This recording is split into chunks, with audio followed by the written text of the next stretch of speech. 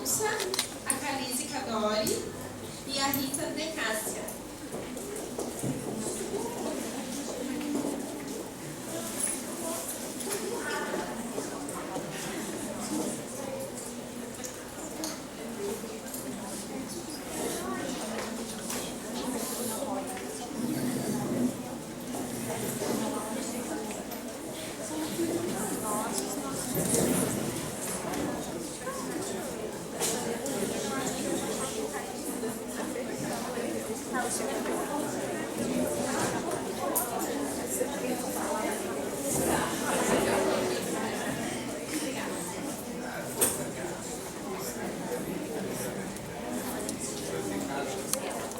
Bom, então a gente vai começar com a Michelle Mendonça. Ela é assistente social, bacharel em serviço social, especialista em violência doméstica contra crianças e adolescentes e graduada em ciências sociais.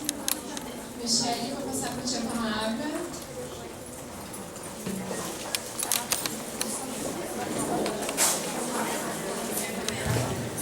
Posso ficar de pé? Boa tarde. Agradeço.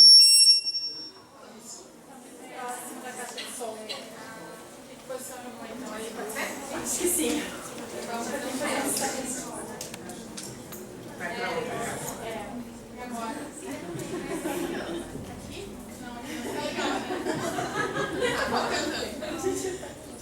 Eu gostaria de agradecer o convite feito pela Bruna Zaolio. E quando ela me ligou, foi um dia bem impactante, assim, que eu dividi com algumas pessoas, entre elas as minhas colegas aqui da unidade de acolhimento, Lardemir e Casabril, que era um fato da prática de que saúde mental é essa, que saúde mental que nós estamos vivendo. E eu achei muito interessante o convite, Bruna, fiquei muito lisonjeada, porque é um público que eu sei que é muito crítico, um público de barra e de teoria, e que eu venho representando um segmento, não só pelo serviço social, como eu graduei recém esse ano, mas é toda uma caminhada na política de atenção à criança e adolescente de Santa Maria, que esse ano já completou 11 anos. Então, venho da base mesmo, que é o Conselho Tutelar, venho do CREAS, o primeiro projeto de CREAS, que era o projeto Acolher, e desde então eu venho acompanhando. Não sou militante, mas sou também, porque no momento que nós somos militantes das minorias e militante de uma política pública em todos os segmentos de qualidade, então aí está a saúde mental. E quando a Bruna me ligou e fez o convite, eu falei, nossa, mas saúde mental, né? Eu fiquei pensando, bom, a saúde mental, ela está em tudo, né? Ela está em todos os segmentos, ela está dentro do serviço ao qual eu faço parte, que é, há 5 anos eu faço parte da autocomplexidade. A autocomplexidade supõe-se que, em níveis assim como o SUS, é hospital universitário, né? Onde desde a base não funcionou. E por isso, fazendo um link com o início, de que por que aquele dia que a Bruna me ligou era um dia, para mim, muito impactante enquanto profissional e pessoa. Pode passar e eu já explico para vocês. Então, reforma psiquiátrica, que reforma nos referimos? O desafio diário dessa construção coletiva ou o retrocesso para a culpabilização do sujeito? O que vivemos hoje? Então, essa introdução que eu fiz em relação à atenção básica e à alta complexidade, ela vem a dar embasamento ou subsídios para essas perguntas aí. Pode passar. Então, conforme o documento de uma Conferência Regional da Reforma do Serviço de Saúde Mental, 15 anos depois de Caracas, aponta, faz todo um retrocesso da retomada, toda uma retomada histórica da reforma psiquiátrica e aponta para a mudança dos modelos de atenção e gestão das práticas de saúde, defesa da saúde coletiva, equidade na oferta de serviços, protagonismo dos trabalhadores e usuários dos serviços de saúde nos processos de gestão e produção de tecnologias de cuidado. pensando, lendo, cada um pode fazer a sua análise a respeito onde nós estamos inseridos neste contexto dessa construção coletiva que é a reforma psiquiátrica. Fundada no final dos anos 70, a crise do modelo de assistência centrado no hospital psiquiátrico, por um lado, e na inclusão, por outro, dos esforços dos movimentos sociais pelos direitos dos pacientes psiquiátricos, o processo da reforma brasileira é maior do que a sanção de novas leis e normas e maior do que o conjunto de mudanças nas políticas governamentais e nos serviços de saúde. Então, a reforma psiquiátrica é um processo político e social complexo, composto de atores, instituições e forças de diferentes origens e que incide em territórios diversos, nos governos federal, estadual e municipal, nas universidades, no mercado dos serviços de saúde, nos conselhos profissionais, nas associações de pessoas com transtornos mentais e de seus familiares, nos movimentos sociais e nos territórios do imaginário social e da opinião pública, compreendida como um conjunto de transformações de prática, saberes, valores culturais e sociais. É no cotidiano da vida das instituições, dos serviços e das relações interpessoais que o processo da reforma psiquiátrica avança, marcado por impasses, tensões, conflitos e desafios. Então aí a principal discussão que embasa e norteia todo o nosso trabalho dentro do acolhimento institucional, que é a alta complexidade. Há 5 anos e 2 meses eu faço parte da Casa Abrigo de Meninos e Casa Abrigo de Meninas, e o ano passado eu tive o prazer de cumprir meu estágio curricular no Hospital Casa de Saúde. E lá consegui trazer outros elementos, fui para dar conta de muitos questionamentos que eram comuns ao acolhimento institucional, mas na área da saúde. E me deparei com um universo que era totalmente não igual, mas assim, as mesmas repressões que encontrei no Hospital Casa de Saúde, na internação, éramos o que vivíamos no acolhimento institucional. Então, por isso que eu coloquei. De que porta de entrada estamos falando? Se o nosso usuário acaba acessando, de primeiro momento, a alta complexidade. Ela não tem níveis de complexidade. O sujeito, o usuário que nós atendemos, nós não conseguimos fazer um link com, por exemplo, o CRAS. Nós não conseguimos fazer um link com aquela unidade básica de saúde. Nós não conseguimos mapear ele pela aquela escola. Qual escola que ele fez parte desde do ensino, educação infantil, depois das primeiras séries, né? Não, porque daí já começa, tu não consegue mapear um só serviço. E daí ele acaba ficando no que nós chamamos no limbo. Esse usuário que depois é atendido num abrigo, depois ele vai para a casa de saúde e paralelo ao CAPS, tu não consegue de fato compor uma trajetória, uma linearidade de complexidade. Né? Ele fica, parece, esse sujeito, ele fica à parte, à margem da saúde mental, das políticas de atenção básica, dos fortalecimentos de vínculo que a política federal estabelece. Em função do tempo, né? Então, eu vou jogar várias coisas porque não cabe fazer uma longa, então é mais para provocar o debate mesmo. Aí eu coloco também as invisibilidades da família, em que contexto se encontra essa família dentro do serviço ao qual fazemos parte, dentro da universidade, dentro dos serviços de atenção básica, média e alta complexidade. Que espaços nós garantimos o acesso e depois nós, enquanto profissionais, acessamos essa família, acessamos esse sujeito e de que forma?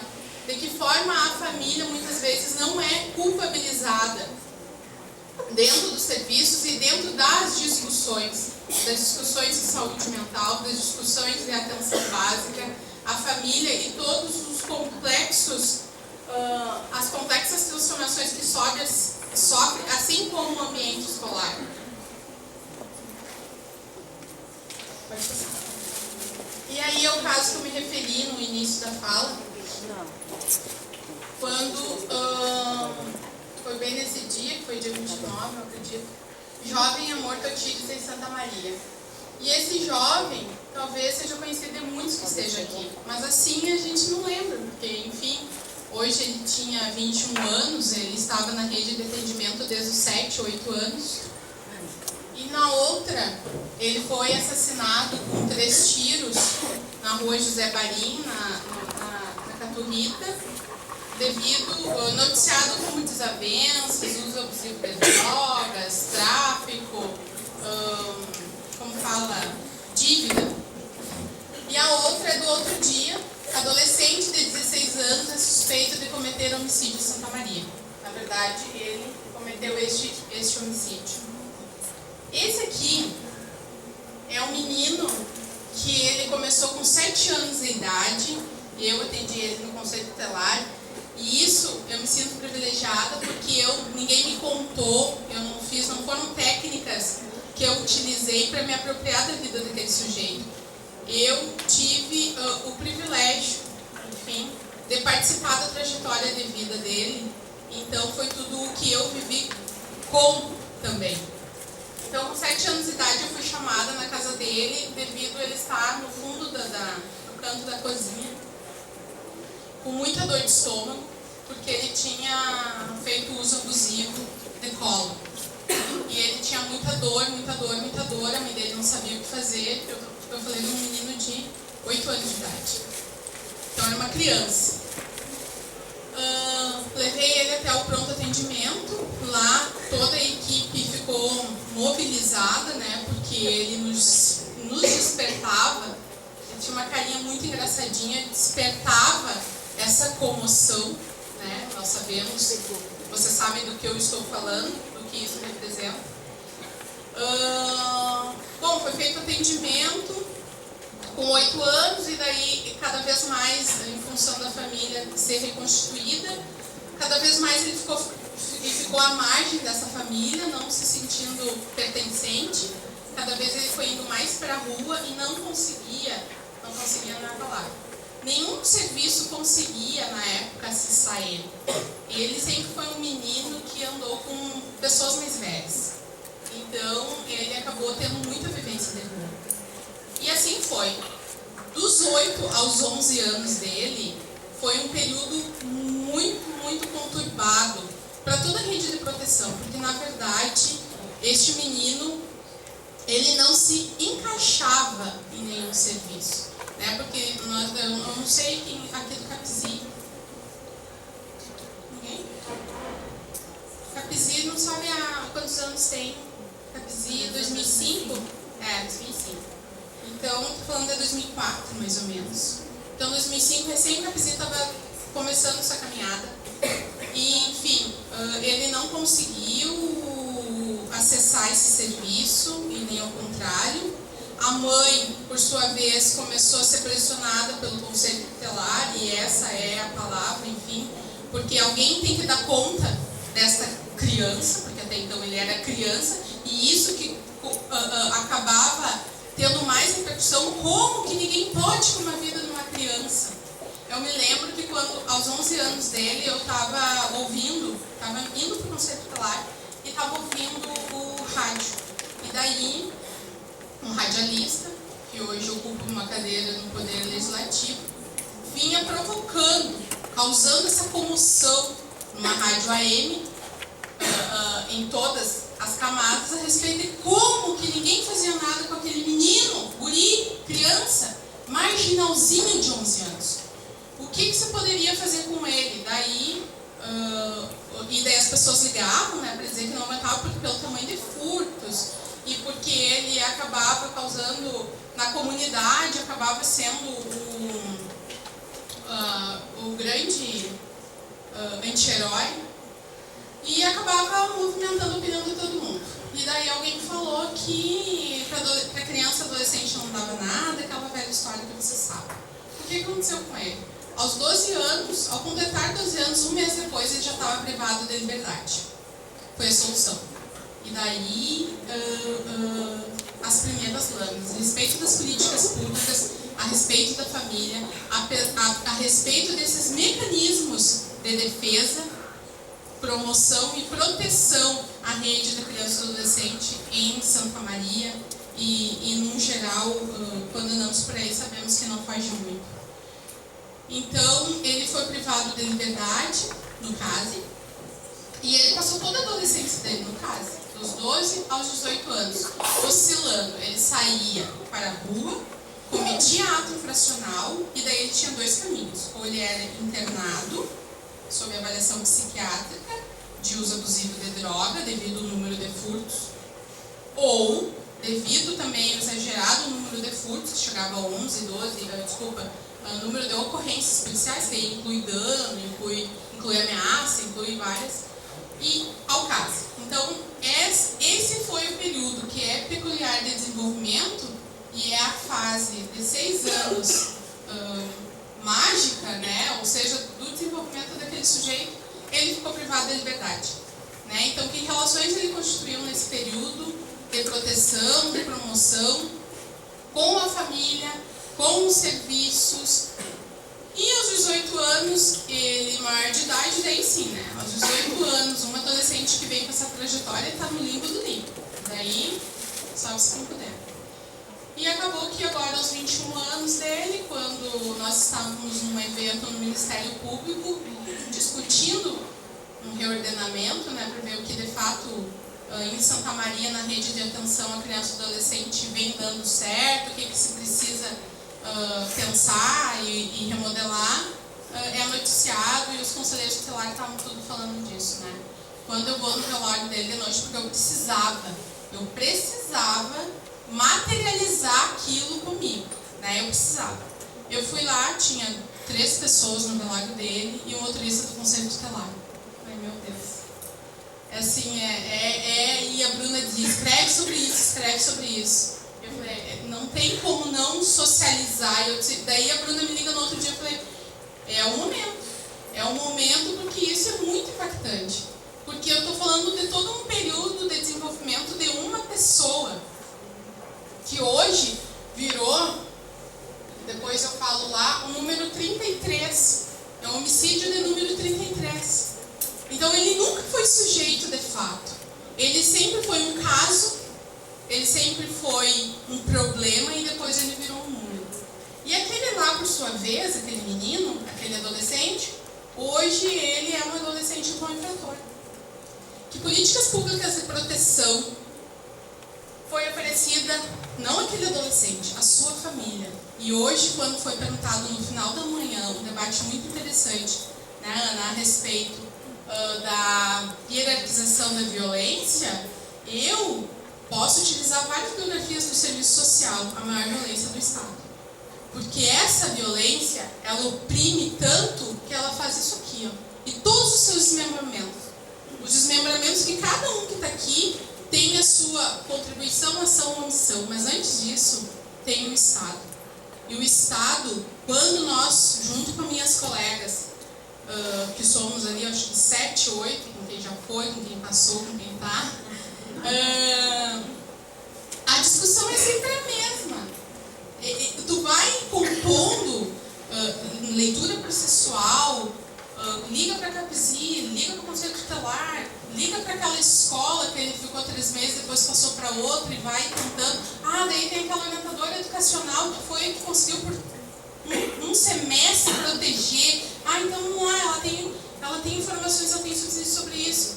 Daí tu vai ver que isso começa na primeira infância, nos primeiros anos escolares.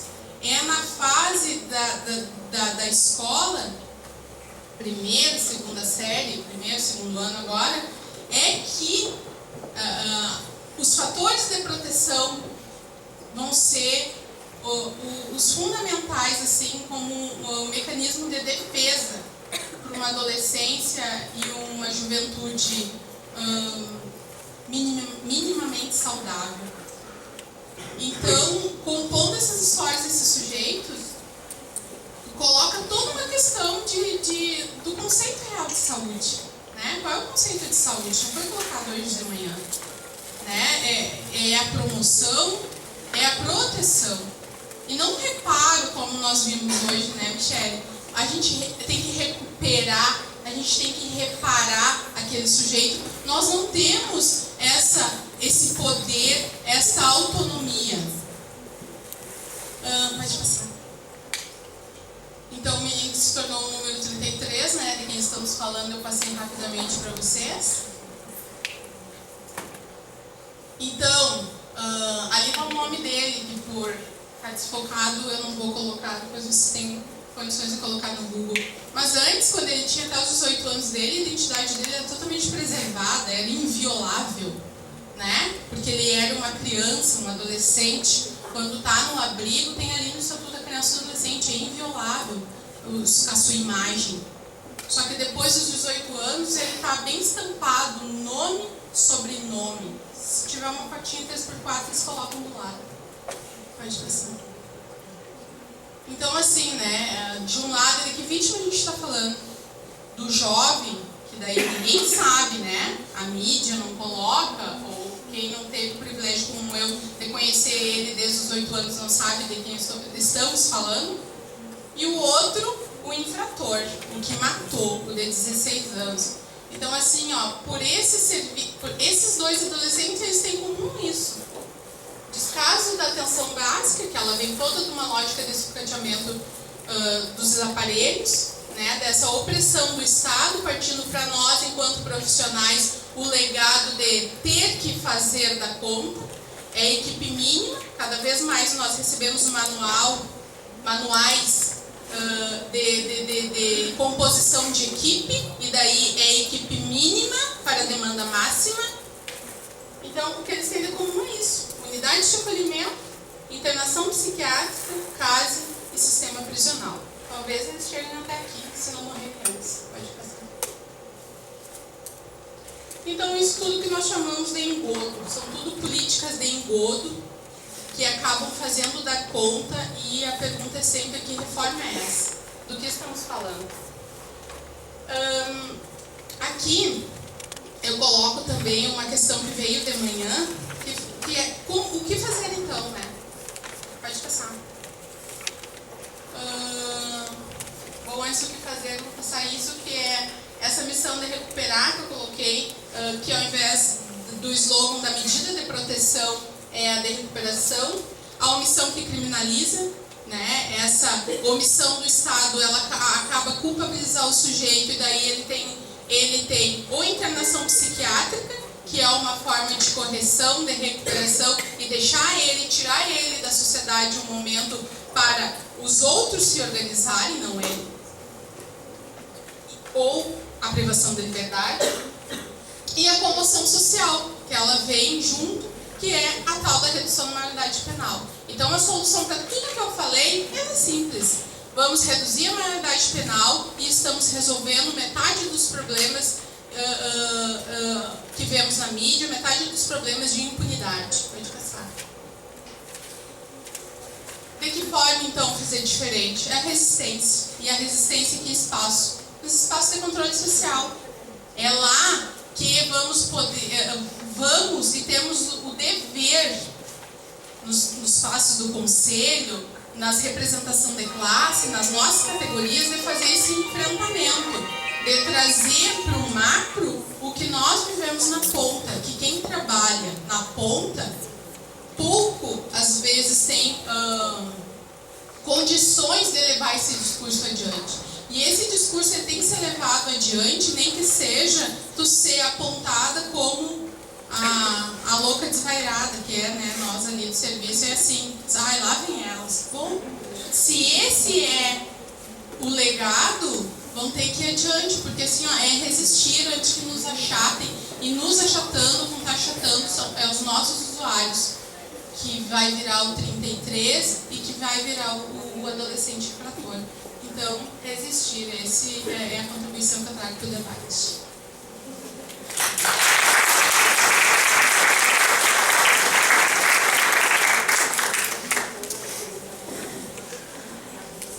Obrigada, Michele.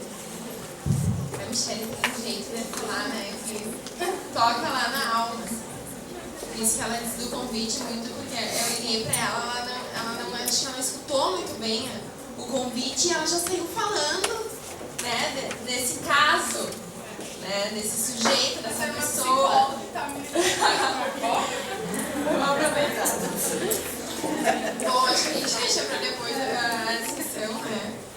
Vou passar a palavra para a Calice Cadori, psicóloga, mestre em psicologia com ênfase em psicologia da saúde, especialista em saúde mental pela residência integrada em saúde do Grupo Hospitalar Conceição.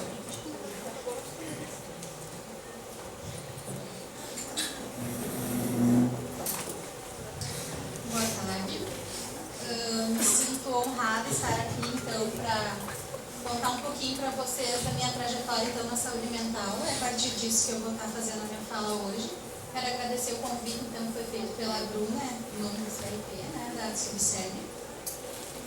A Bruna já falou um pouquinho da minha trajetória, então só quero pontuar que antes de eu me tornar psicóloga, então já na graduação eu me inseri em projetos de pesquisa e extensão na saúde mental, em estágios em CAPs.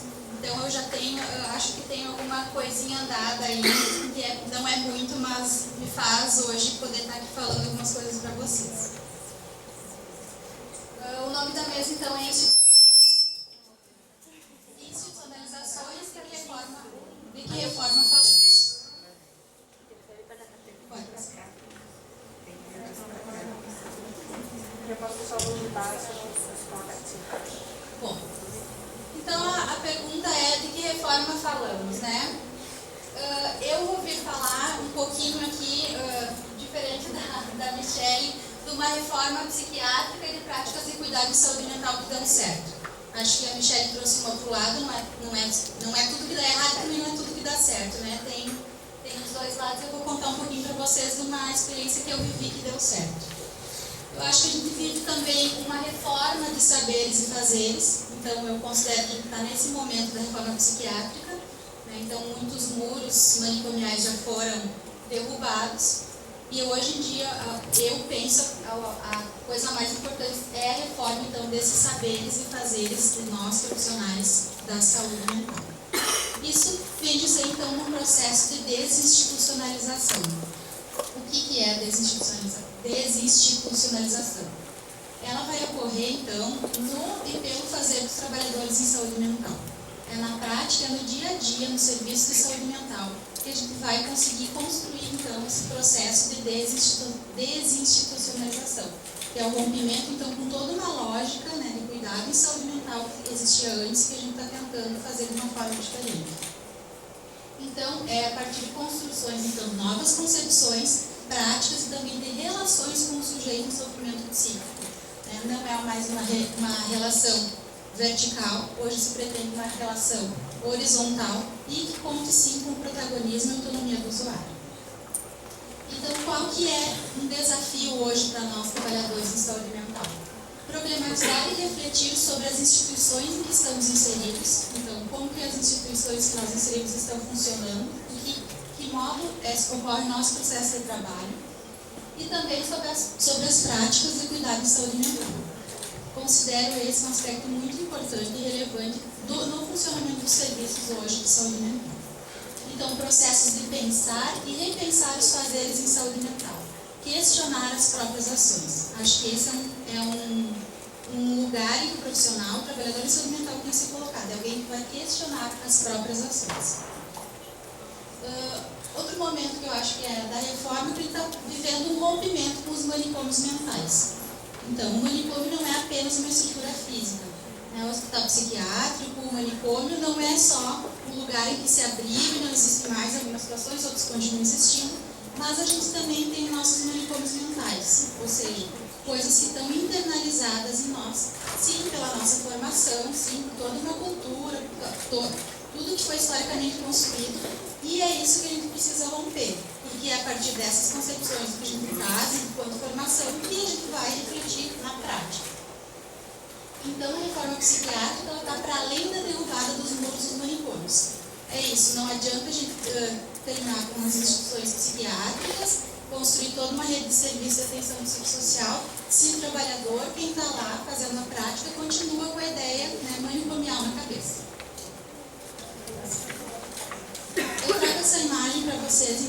vai nortear um pouquinho a experiência que eu vou contar. Eu não sei o que vocês estão enxergando aí. Se alguém quiser dizer o que está vendo. Montão de letras. Tem mais alguma coisa? Quem disse? Uma nuvem. Bom, essa é uma nuvem de palavras, tá? Numa exposição lá no Santander Cultural de Porto Alegre, onde eu fiz minha residência.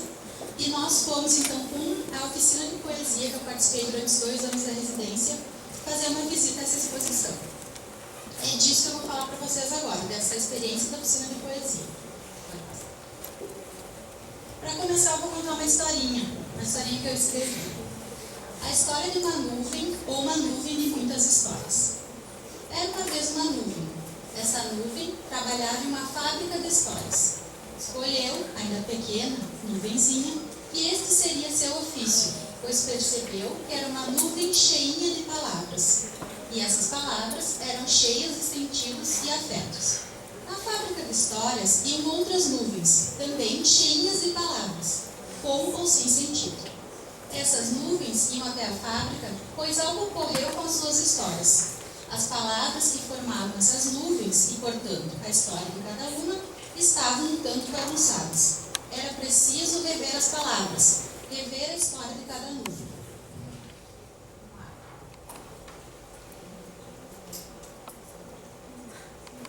Era preciso que cada nuvem narrasse sua história, contasse de suas palavras e com suas palavras.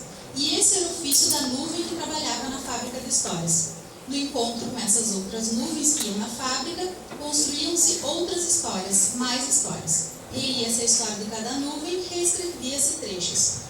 As palavras, cheias de afetos, davam então formas diferentes às histórias de cada nuvem, ganhavam novos sentidos. Então, a experiência da oficina de poesia, eu também fiz o meu trabalho de conclusão da residência sobre essa experiência e titulei então como Oficina de Poesia Desatando Nós, Fazendo Laços.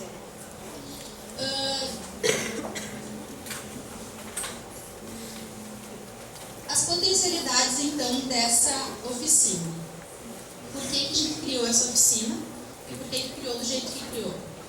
Porque a gente entendia que ela era uma forma de ofertar então o cuidado de saúde mental com um dispositivo diferente do que tradicionalmente acontece, né? E eles acabam enfocando então o diagnóstico psiquiátrico, os sintomas e o uso da medicação. A nossa ideia com a oficina era deslocar então da doença mental, para a produção de saúde também. Entendíamos que o uso da poesia e do recurso da escrita era uma forma das pessoas então poderem se expressar, criar e reinventar a si mesmos e da produção de uma história singular.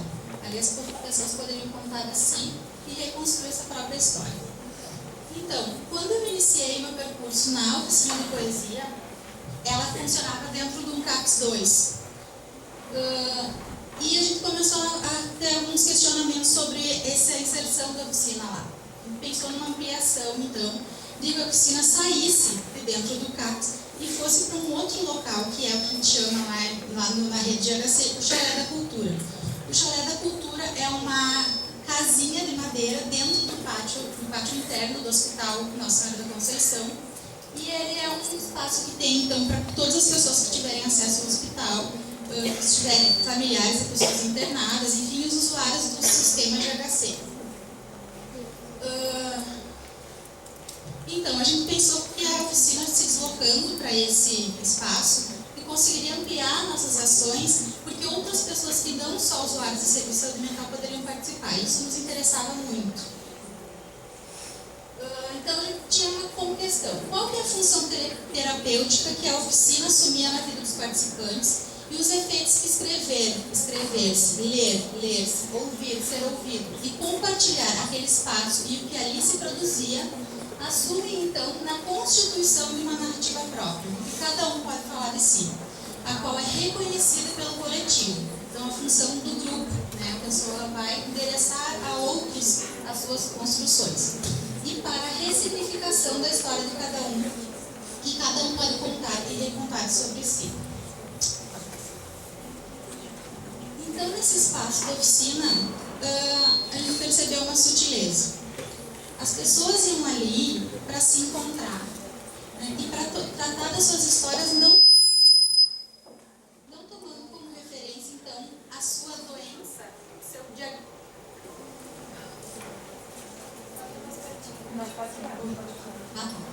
Então, não tomando como referência nem nós e nem elas a doença mental ou o diagnóstico psiquiátrico. Então, as histórias que ali circulavam, se constituíam, eram marcadas por uma escrita que dizia da vida de cada um. E para muito além dessa redução, então, do rótulo da loucura. Os participantes eles se tornavam autores e personagens de suas histórias, não mais portadores de uma doença, mas sim porta-vozes das palavras que possibilitavam a construção de escritas de si. Então, quem eram esses narradores que participavam então da oficina? Eles assumiam naquele espaço o lugar de narradores, quem participava da oficina. E a gente pensa então o narrador enquanto aquele que narra a dor, como aquele que se propõe a narrar a si mesmo através da escrita, tornando-se então um desatador de nós, desata a dor de nós. Eu brinco um pouquinho com as palavras. De suas conflitivas psíquicas em direção à criação de laços. Isso também é a ideia do desatando nós, fazendo laços. Então, a oficina com essa função. A oficina e recursos da escrita e de outros dispositivos literários e artísticos são meios para o trabalho psíquico, né, e a implicação subjetiva, que proporcionam, então, equiparados a falar em um processo terapêutico, a criação de um outro lugar ou posição discursiva perante o sofrimento.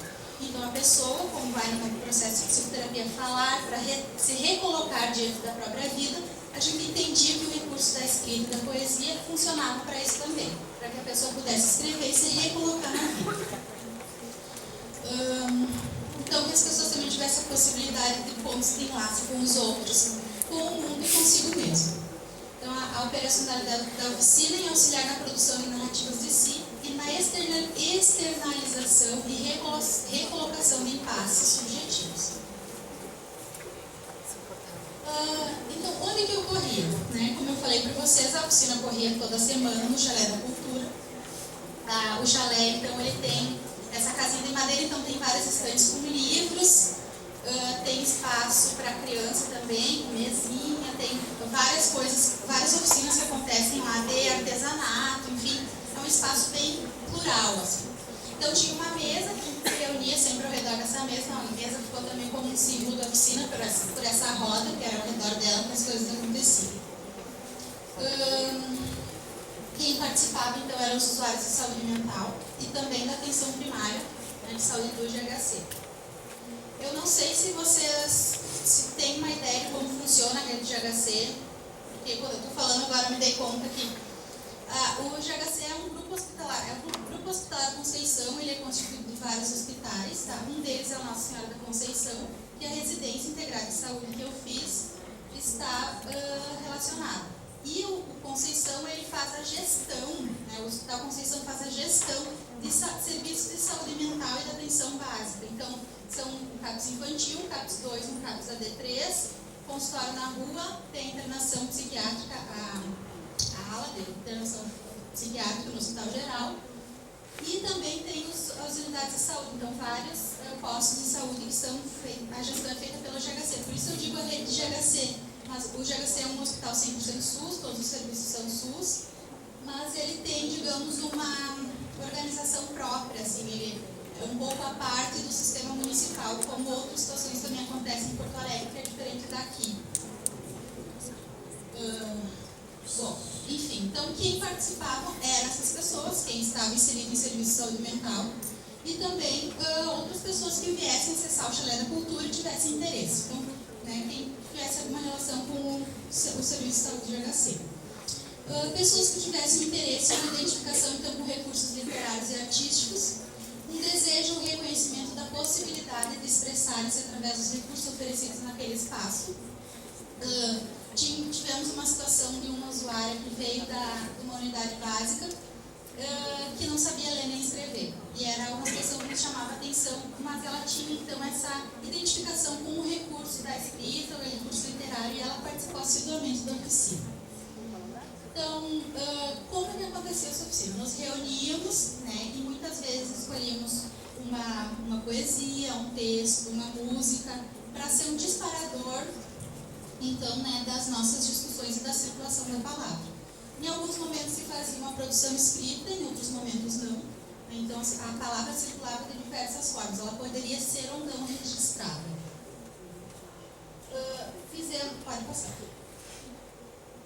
Nós fizemos, então, alguns passeios, enfim, né? Fizemos algumas visitas em exposições que acontecem lá em Porto Alegre, que são gratuitas. E foram momentos muito legais, porque a gente conseguiu também circular pela cidade. Então, não só ficar dentro do serviço, mas essa circulação. Então, a oficina ela, acabou sendo, então, um lugar de bons encontros, né? As pessoas construíram entre si, né, esse lugar, esse laço, né, social e afetivo. Então, nos momentos de despedida ou que alguém não ia à oficina, sempre se perguntava, se retomava. E também a poesia escrita como recurso para a construção de narrativas de si. As pessoas conseguiram, então, contar as suas histórias através disso. Não só da escrita, porque tinha essa usuária que não sabia ler nem escrever, mas ela muitas vezes desenhava, fazia recortes, e ela, em alguns momentos, ela sabia algumas palavras, então, em alguns momentos ela se reconhecia na escrita, ela reconhecia palavras, né? Então era bem legal. Então, eu vou contar para vocês dessa nossa ida, então, à exposição Narrativas Poéticas, lá no Santander Cultural. Ali a foto, né, nossa, com a nuvem de palavras. A ideia dessa exposição era mesclar, então, obras de arte com poesia. Então, tinham quadros e poesias espalhados lá, ou poesias escritas nas paredes, ou projetadas com imagens, era bem interessante. O que deu? Quais os desdobramentos e efeitos da nossa visita? Então, a gente fazia a visita, íamos, então, e na volta, né, fazíamos, então, a retomada do que foi, o que aconteceu lá. Tivemos, então, como produção escrita esta narrativa coletiva, foi esse o título dado para os participantes, em que cada um escreveu, então, um começava escrevendo e o outro ia continuando. Então, tá aqui. Vou ler para vocês. 4 de junho, tarde, sol, ônibus, Santander Cultural. Chegamos nós, grupo, conhecer o que não se conhecia. A exposição Narrativas Poéticas nos convidou. Venha experimentar, experimentar-se. Venha narrar sua história. Venha ser você também poesia. Poetize-se embaixo da nuvem de palavras. Faça de sua mente o lugar onde se produz chuvas e pancadas de diversas poesias. Eu fui feliz naquele dia. Nossa equipe se reuniu e fomos no Museu do Santander Cultural. O fascínio das telas, a beleza tocando nas formas, na vida, é tudo para nós que somos admiradores. Deslocados de seu habitat, deslocados de suas rotinas, nestas nuvens e palavras em movimento, temporal de ideias ao vento. Obras de arte misturadas com poemas, uma união criativa que faz com que tenhamos diversas sensações. Nossos sentidos ficam aguçados, visão, tato, audição. A arte expressa de maneiras diferentes, nos faz viajar por um momento e esquecer dos problemas cotidianos. Espetacular a amostra cultural lá no Santander, onde a arte deve matar algumas risonhas embevecidas, encantando a multidão com suas cores e tintas. Grupo e união a reunir-se na Pinacoteca, aliás, uma grande festa da arte pura tipicamente brasileira, mas ao mesmo tempo universal. Que tal? Outro desdobramento, então, dessa mesma visita, nós ganhamos um material, que é um livro com todas as obras que estavam expostas lá, e a ideia foi que cada um conseguisse olhar para essa imagem e o que cada um consegue, qual o sentido que cada um dá, né, para essa imagem. Então, eu trago, pode passar, 2 elaborações escritas que mostram como é interessante a expressão, então, de algo que é singular de cada um. Então, conhecendo as histórias das pessoas, a partir da mesma imagem saem duas poesias, 2 poemas diferentes, né? Então, uma fala assim: a criança acaba de chegar entre o marrom, vermelho e o verde, seios fartos para amamentar, cumprimentos de felicidade e conversas de bem-querer. Um pouquinho para mim. A partir dessa imagem, tá?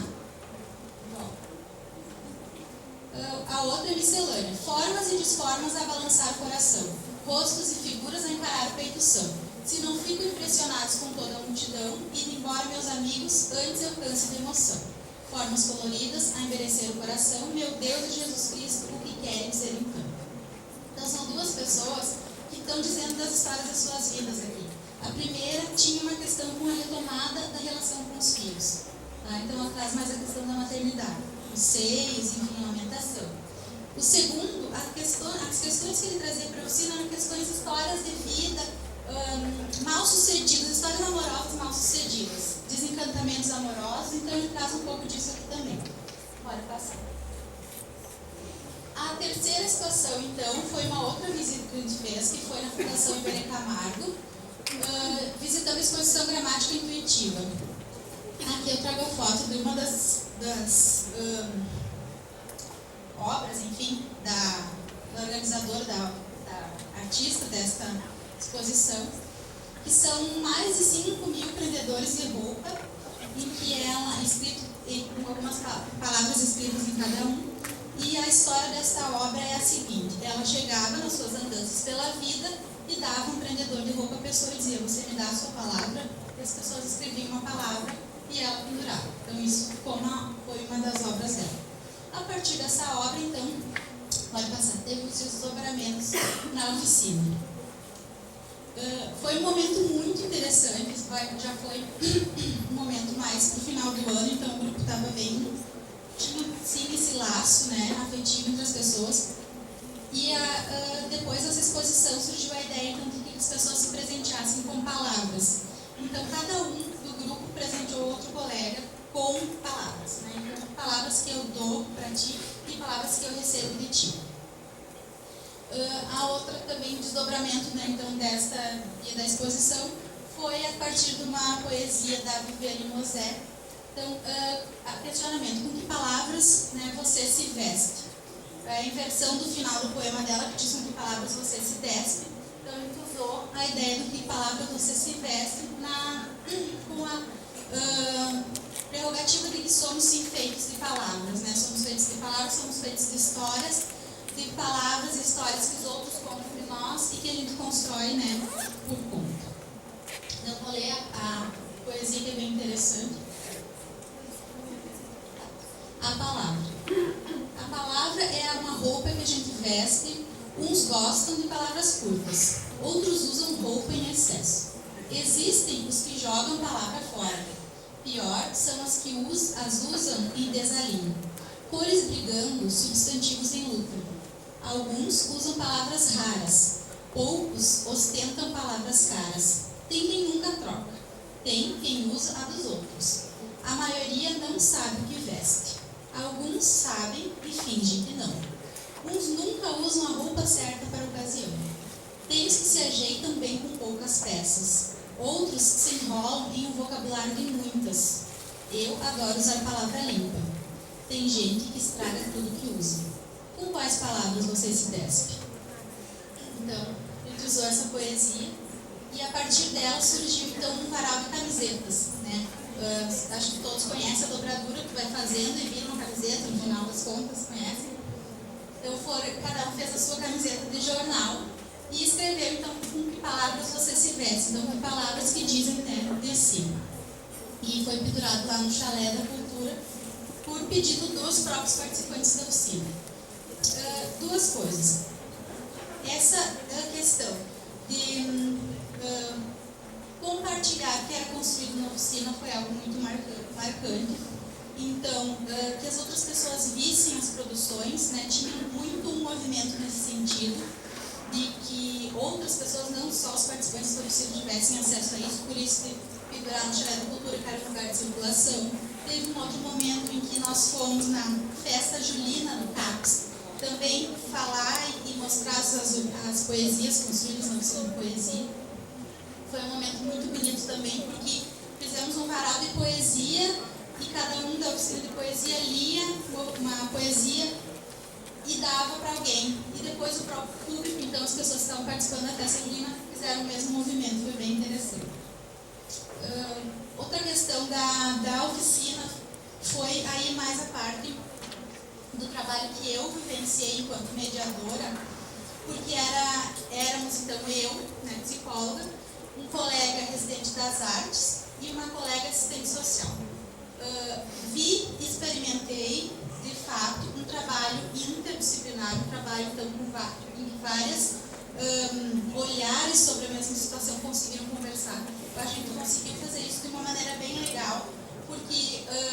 parte das visitas era muito estimulado pelo nosso colega das artes. Ele tinha uma circulação nesse sentido, então acho que foi uma experiência em que eu consegui vivenciar o quanto o colega, o outro, né, de uma outra profissão, com outro conhecimento, vai poder me auxiliar e eu auxiliar ele nesses momentos que a gente não dá conta de tudo e não vai dar conta de tudo mesmo. Então, juntando nossos conhecimentos, a gente consegue fazer muita coisa. Eu acho que era isso que eu queria falar, dessa questão mais realmente da nossa prática cotidiana, que eu acho que sim, tem muita coisa que dá certo. Então, nesse movimento assim, de estar sempre tentando repensar o que a gente está fazendo, que as coisas acho que podem funcionar um pouquinho melhor. Obrigada.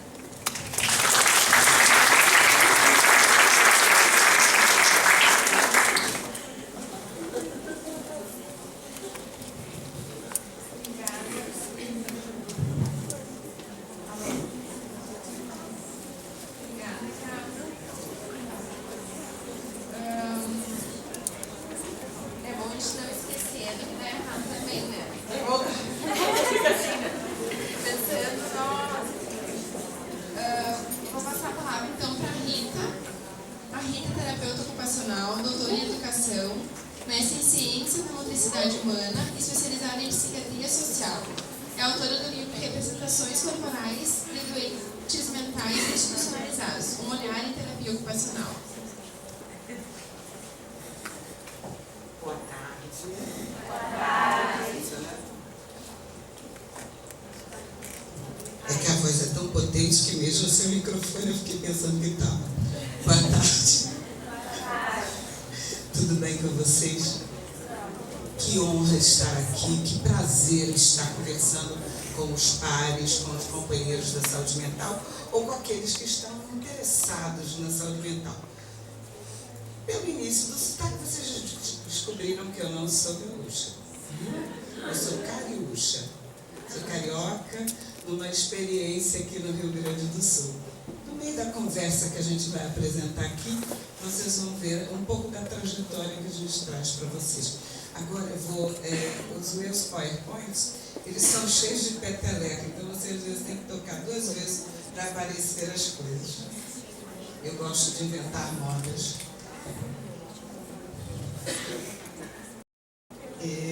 Esse é o tema, né, que a gente está trabalhando hoje. Pode.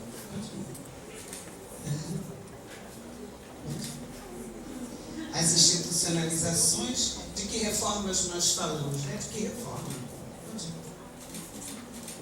Pode ir sempre, porque ele é cheio de petelecos. Esse é o meu livro. E o Anel de Giggs, né? Que é um texto de Platão, que eu acho que é interessante, posso trazer, é um texto de Platão.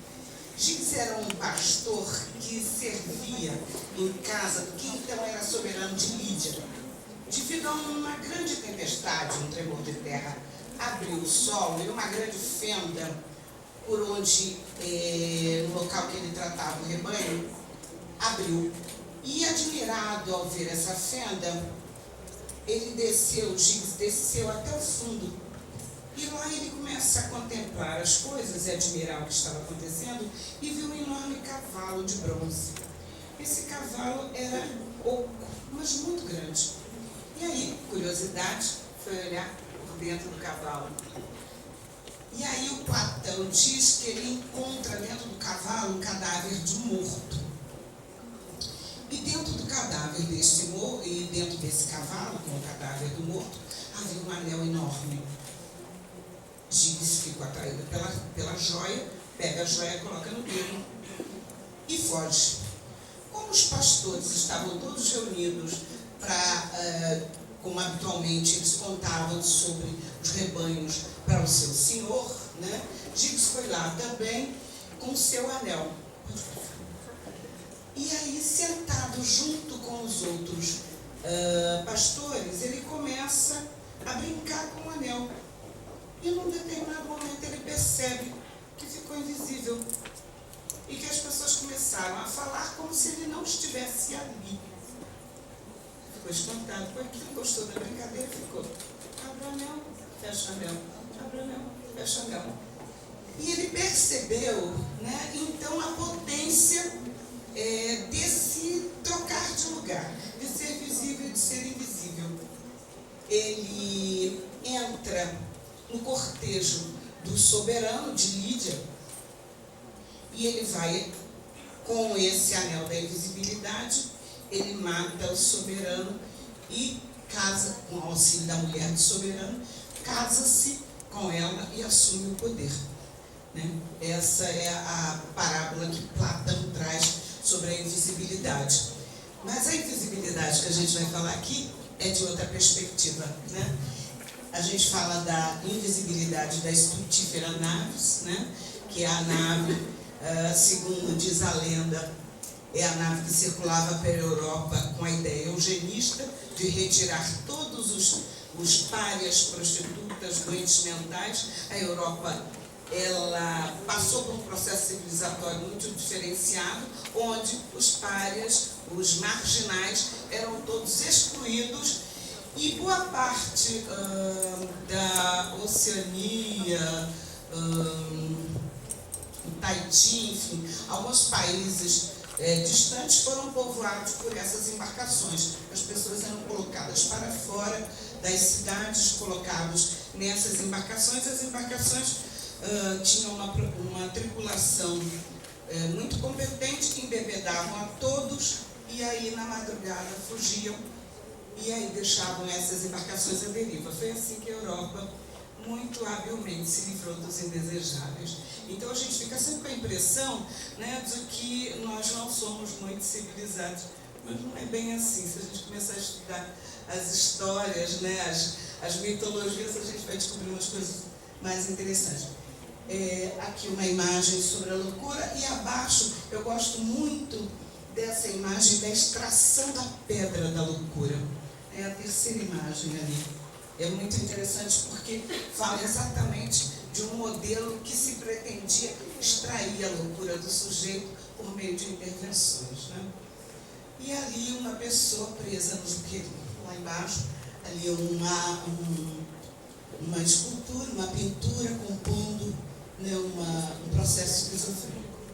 Vamos falar das invisibilidades. O Bourdieu diz que a violência simbólica tenta desvendar o mecanismo que faz com que os indivíduos vejam como naturais as representações ou ideias dominantes. E Silva afirma que a identidade e a diferença são inseparáveis e resultam da criação linguística, estão sujeitas a relações de poder.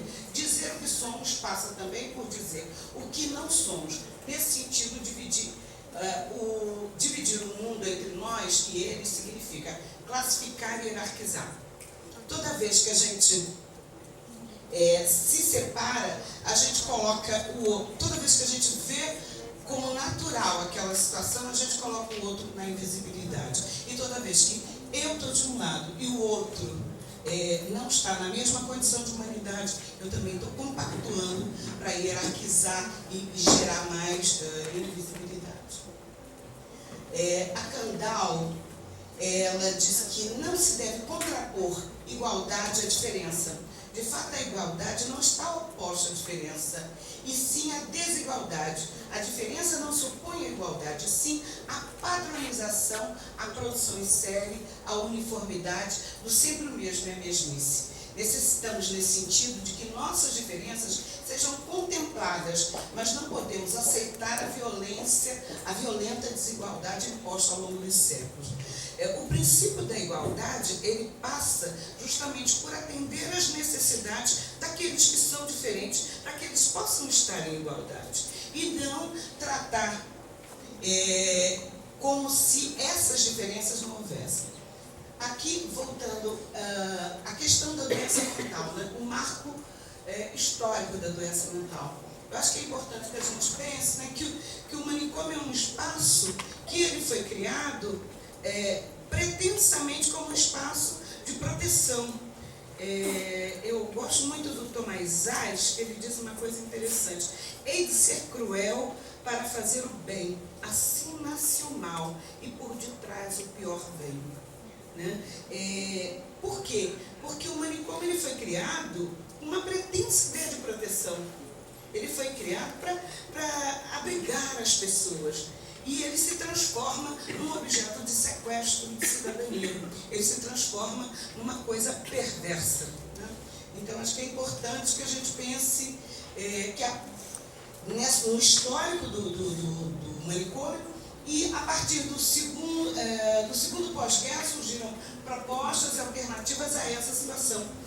A saúde mental durante muitos anos viveu assim, viveu muito próximo do absurdo, muito próximo do desumano. Eu adoro essa frase que um paciente pichou no muro. Somos loucos, pois o mundo não merece a nossa lucidez. Eu adoro, né? A reforma psiquiátrica brasileira, ela teve uma influência, né, da reforma psiquiátrica italiana, todos nós sabemos disso.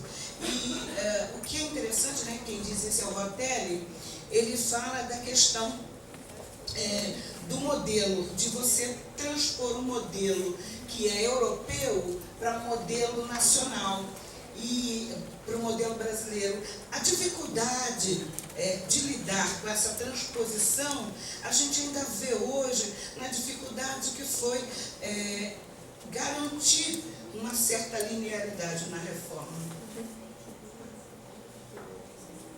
Transformar aqueles cenários medievais em cenários mais vivos e pulsantes. Eu achei tão simpático fazer isso, pegar um breve histórico do Rio Grande do Sul, né? Eu achei que seria uma atitude simpática. Não, eu aprendi também bastante. A psiquiatria gaúcha, ela começa em 1884, vocês sabiam disso? Eu não sabia, não aprendi. Né? No Hospital São Pedro, sob forte influência da escola francesa, né? E o serviço de profilaxia. Esse centro constituía-se a única referência do Estado até 1931. Que interessante, né? E aí, a partir disso, houve a construção do sanatório Henrique Roxo, em Pelotas, né? Que hoje se chama, e depois a clínica Olivet Leite. Todos em Pelotas. Na década de 70, essa aqui eu coloquei assim de propósito, a gente tem que modificar um pouco. Ali é o... É bom.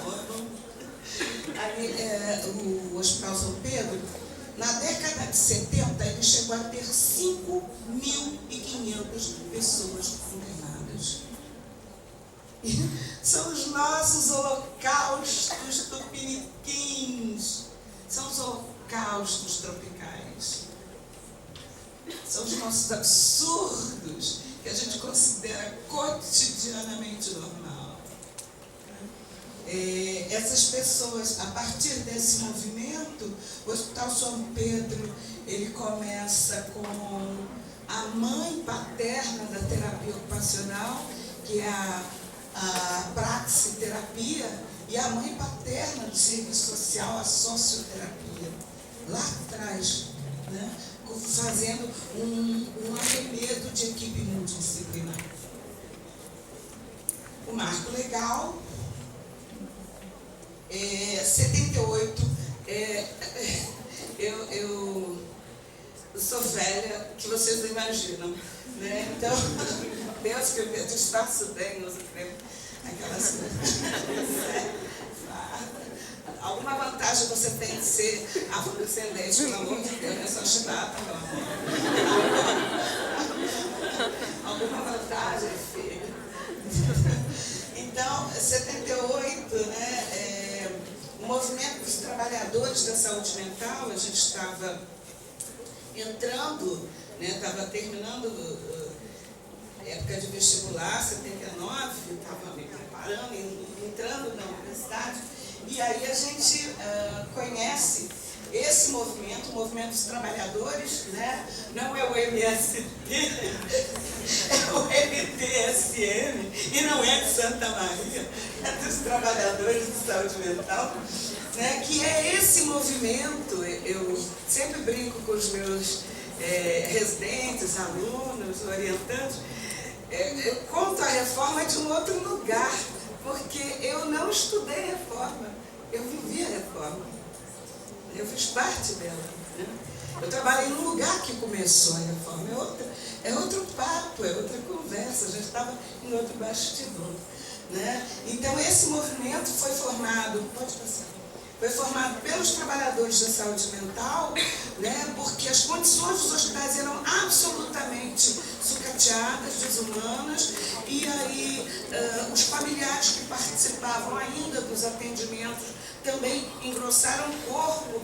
E uma característica que é absolutamente distinta das outras áreas da saúde é a participação do usuário, né? Quem for a Brasília, a qualquer conferência nacional de saúde mental, vai ver o usuário lá do sertão do Cariri entrando, pedindo a palavra, pegando o microfone, e nem que seja para cantar a música do Raul Seixas em plena conferência, mas ele tem esse direito, porque é marco histórico, faz parte do nosso DNA, faz parte da nossa identidade. Aliás, eu gostaria muito que aqui estivesse também cheio de usuários.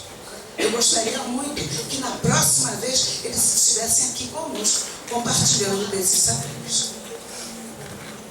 Na colônia Juliano Moreira, um lugar que eu trabalhei por 25 anos, né, um asilo psiquiátrico que chegou a ter também, como Juqueí, 3.000, 5.000 pessoas, né, no Rio de Janeiro. Aconteceram as primeiras propostas de humanização a partir do Pedro Gabriel Goldin Delgado, e o Pedro, ele assumiu o centro de estudo, e quando ele assumiu o centro de estudos, a gente estava com os programas de residência muito mocoronga, muito ruim, tudo muito ruim, e as condições eram muito precárias, e aí a gente começou a discutir, era um grupo que a gente queria, assim, eram familiares que discutiam, eram pessoas que a gente queria que as coisas ficassem melhor, e a gente criticava muito o diretor. Enfim, uma vez a gente sofreu, era ditadura militar, a gente sofreu com um urutu que parou na porta do hospício. Isso foi notícia no mundo todo, né? Porque a gente queria eleger o diretor do hospital e o Ministério da Saúde da época não permitia. Então, dessa discussão é que nasce, né, essa experiência. Essa atitude foi fortalecida pela experiência italiana, né, isso é dos anos 80, e aí vem em 88 a nossa Constituição, a questão da garantia dos direitos civis, 90 a Declaração de Caracas, que eu acho que ela é importantíssima, porque ela é o documento que marca as reformas na saúde mental nas Américas, ela modifica isso, né, que eram as masmorras, e a 10.206, que é a Paulo Delgado, em 2001. E que levou um horror de tempo para tramitar. Bom, a saúde mental é o direito de todos, né? A Organização Mundial de Saúde criou um slogan: sem saúde mental não tem saúde. Acho que isso é importante que a gente resgate. O segundo Congresso Nacional do Movimento dos Trabalhadores da Saúde Mental, ele aconteceu em Bauru. E ele também é um divisor de águas, porque foi a partir daí que criou-se o slogan por uma sociedade sem manicômios, né? E ao mesmo tempo, nesse período, foi realizado no Rio de Janeiro a primeira Conferência Nacional de Saúde Mental. Então foi um período significativo para nós de saúde mental. Né? A segunda conferência também, a partir daí, em 92, entra em vigor no Brasil, na segunda conferência, as primeiras normas federais regulamentando a implantação de serviços de atenção primária. E aí eram os CAPS, os CADs, né, os NAPs, os hospitais dia, as primeiras normas de classificação dos hospitais psiquiátricos. Mas o que acontece? Por que esse processo foi tão moroso? Porque isso foi feito, mas o Ministério não instituiu uma linha de financiamento nem para os CAPs, nem para os NAPs. Todas as pessoas dos CAPs e NAPs, na época, elas trabalhavam a partir de quermesse, a partir das oficinas. Por isso as oficinas ganharam uma força tão grande, porque elas tinham também, a partir das vendas desses produtos, que eram organizados, comprados móveis por serviço.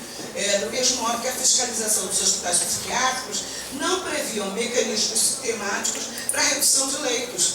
Então, quer dizer, existiam em funcionamento 208 CAPs, mas cerca de 93% dos recursos do Ministério ainda eram para internação psiquiátrica. Quer dizer, o modelo foi todo pautado nisso e demorou muito tempo para essa. Uma coisa que pouco se fala em reforma, mas que eu acho que é importante resgatar, é a NOB e a NOAS do SUS, né? A norma operacional básica e a norma operacional da assistência à saúde, que é de 2001 e que determina que o cidadão tem acesso o mais próximo possível de sua residência. Então é a primeira vez que se fala em território, né? Próximo da residência, e um conjunto de ações e serviços vinculados a algumas responsabilidades mínimas, dentre as quais os tratamentos aos distúrbios mentais, psicossociais transtornados. Né? A Lei Federal 10.216, após 12 anos, né, de tramitação. E 2003, que acho que também é outro marco importante, a criação do programa De Volta para Casa. Né? Esse De Volta para Casa nasce de duas experiências, uma no Juqueri e outra no Rio, na colônia Juliano Moreira, que foi resgatar a história de pessoas que tinham sido dadas como mortas pelas famílias.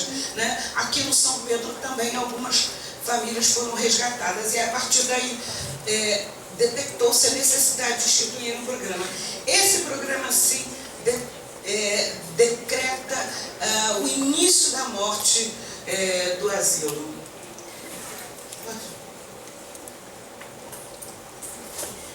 A política também é importante, outro marco, em 2004, a política para uso abusivo de álcool e outras drogas, que até então ficava exclusivamente com a justiça. O descentramento do modelo, né?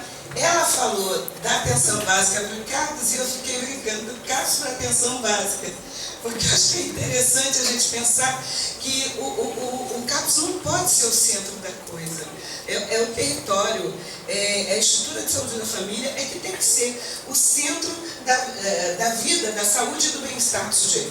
Então, a gente tem que descapsizar o cotidiano dos sujeitos, para poder essas pessoas se perceberem como pertencentes a um território. Né? E a desinstitucionalização, como as colegas já haviam falado, né? Eu peguei 3 autores para falar sobre desinstitucionalização. Tem que falar depressa. Pode ser entendida como um processo de substituição do manicômio. E aí, né, nesse sentido, ele reside um período, reside um perigo, por quê? Porque se ele for só substituição do manicômio, se for só fechar o asilo psiquiátrico, ele pode gerar uma questão manicomial sem superar o modelo clínico. Ou seja, ele pode deixar desassistidos segmentos importantes da população. Então, desinstitucionalização não é sinônimo de deshospitalização. Se for só isso, não rola, não acontece, porque a deshospitalização por si só não assegura ao usuário o tratamento adequado. A desinstitucionalização como humanização da assistência. Aí tem a necessidade da mudança nas modalidades de tratamento, introduzindo novas formas de terapia, com o objetivo de realizar o trabalho de conscientização não só do usuário, mas também da família, da internação do sujeito, favorecendo a reintegração desse sujeito à vida cotidiana.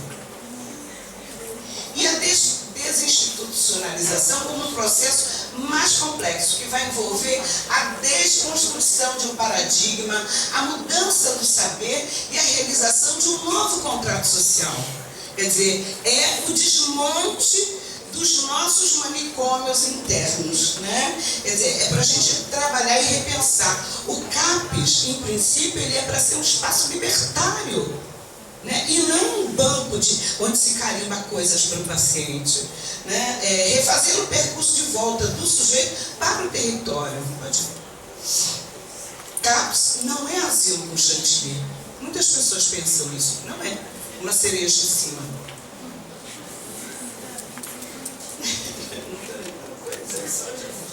O cenário recente, né, esses são dados sobre os CAPs, né, sobre os status. Pode passar. Depois eu posso disponibilizar. Pode disponibilizar, pode passar. As consultas, as internações, pode passar. E aí, como o parâmetro, né, tinham 187 CAPs quando foi um ano antes de promulgar a 10.216, hoje nós temos 1.291 CAPs. Roland Sete falando sobre a questão da integralidade da estratégia de saúde da família, né, como forma de viabilizar a reforma psiquiátrica. Agora eu tenho que falar mais rápido. Isso aí é um bloco que eu faço parte, Loucura Suburbana. Todo ano eu vou ao Rio para sambar no Loucura Suburbana. Aqui, bom, eu acho que só vou trazer essa informação aqui. O Oliveira, ele diz que a saúde mental é o fiel da balança que permite avaliar o grau de integralidade e de diferenciação de uma estrutura de saúde da família, né? Se essa estrutura da família estiver fazendo saúde mental, então ela está com um grau de integralidade. Se continua repassando para o CAPES, não está fazendo. Pode passar. Miseriando, eu tinha que miseriar. Quem me conhece sabe que eu tenho que miseriar, né? Não se curem além da conta. A gente curada demais, a gente chata. Todo mundo tem um pouco de loucura. Vou lhes fazer um pedido. Viva a imaginação, pois ela é a nossa realidade mais profunda. Felizmente, eu nunca convivi com pessoas muito ajuizadas. É necessário se espantar, se indignar e se contagiar. Só assim é possível mudar a realidade. Aqui falando um pouco sobre as oficinagens, né? A gente tem que ter muito cuidado, criterioso com a questão das oficinas. As pessoas acham que é só botar uma revista Faça Fácil embaixo do braço e fazer oficina com maluco. Não é assim. Isso é uma coisa que requer sensibilidade, manejo clínico, habilidade, conhecimento e cuidado. Frida Kahlo, como todo mundo que me conhece sabe, sempre tem que ter alguma coisa do Frida. A fenomenologia da percepção só. Eu adoro essa imagem. É magnífica, magnífica, né? Nem sempre aquilo que vemos é a realidade. Quem é o sujeito que atendemos? Qual é a sua história? Seus sentimentos, seus conhecimentos sobre seus sofrimentos, o que é sintoma e o que é sujeito. Eu acho que essa é uma pergunta de inquietação que a gente deve se fazer permanentemente, né? E o encontro, que eu acho que a gente não pode ir embora sem falar, não, mas falando com psicólogos, não posso deixar de falar do encontro, né? No caso da saúde mental, a ruptura da existência aprisionada inteiramente dominada pela ignorância, a gnoia, não sobreviveria pela via do conhecimento somente, pela episteme científico profissional imanente do universo da gnose, mas antes do encontro com o outro, onde esse conhecer liberta a ambos os sujeitos técnicos e usuários dos grilhões do preconceito, do terror e da ignorância. Arthur Bispo do Rosário, para quem não o conhece, né, eu conheci esse prontuário de perto. A história de Bispo não dá tempo de contar. Aqui o manto, que é aquele que ele faria, é o bispinho encostadinho na parede lá do hospital. É o manto que ele faria a ascensão e a apresentação ao Nosso Senhor. A nave, né, que ele iria navegar até o encontro de Deus. Aqui uma ilustre desconhecida dos senhores que eu lhes apresento, Estela do Patrocínio, uma poetisa maravilhosa, internada na colônia. Reino dos bichos e dos animais é o meu nome. Estela, uma pessoa internada, uma violência simbólica extraordinária. E aí foi descoberta pela artista plástica Leni Guttmacher. É dito pelo chão, isso é uma poesia da Estela. É dito pelo chão, você não pode ficar. Porque lugar de cabeça é na cabeça, lugar de corpo é no corpo.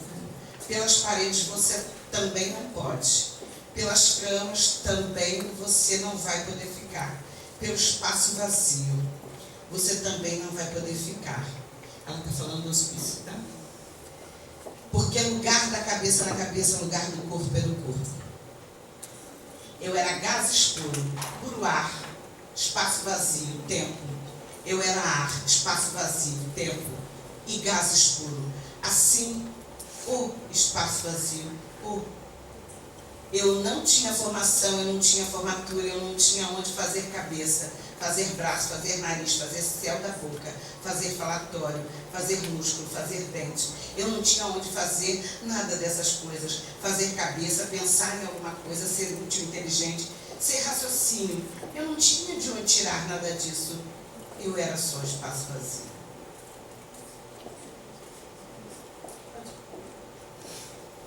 Só mais para oferecer prejuízo. Para navegar contra a correnteza são necessárias condições raras: espírito de aventura, coragem e perseverança. Só para mostrar umas imagens dos usuários lá do serviço que a gente, o Ateliê Gaia, que a gente trabalhava. Essa pessoa foi lobotomizada bilateralmente, um caso riquíssimo. Isso aí são os nossos usuários, as nossas atividades. Eu vestida de Papai Noel. Esse trabalho, isso aí foi a nossa festinha. A última festa junina que a gente fez antes de eu vir para cá.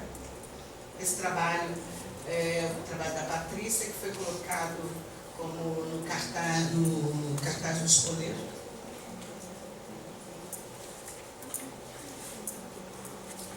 Quando tem o final, adoro esse final. Pode clicar nas meu dedo? Obrigada.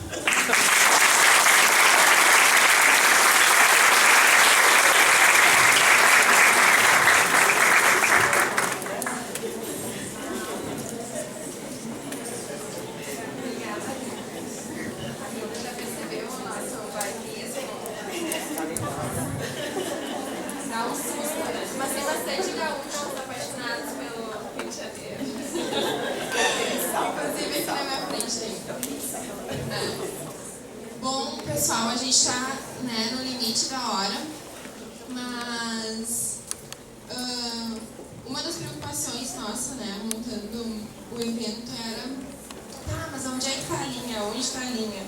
Mas a linha está a todo momento, As conexões a gente vai fazendo e nem percebe. Então, são invisíveis, exatamente. A gente tem que olhar para isso que é invisível, essa proposta, Então eu anotei algumas coisas da Michelle, da Calice e da Rita, com uma questão que a Michelle traz. Alguém tem que dar conta dessa criança,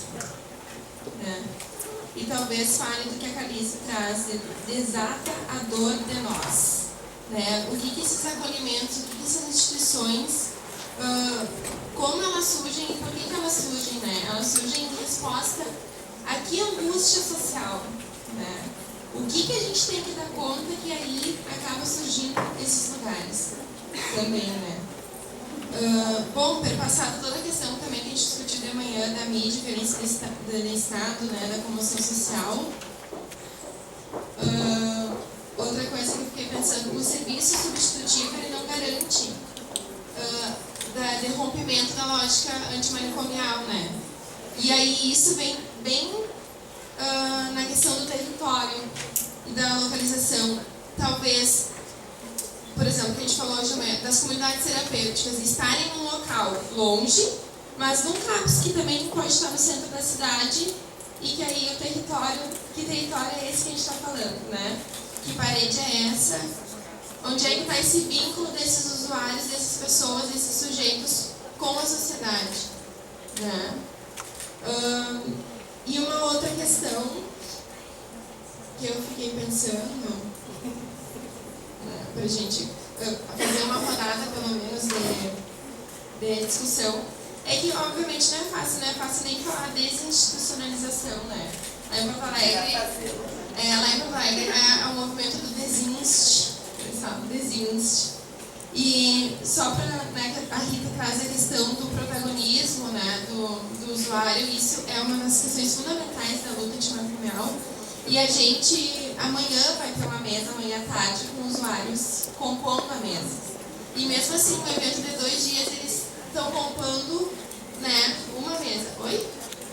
Sim, eles foram convidados também para estarem como ouvintes, mas falo também desse lugar de, né, são 4 turnos e a gente conseguiu, né, na vontade também colocar em um, como esse espaço também de fala, né.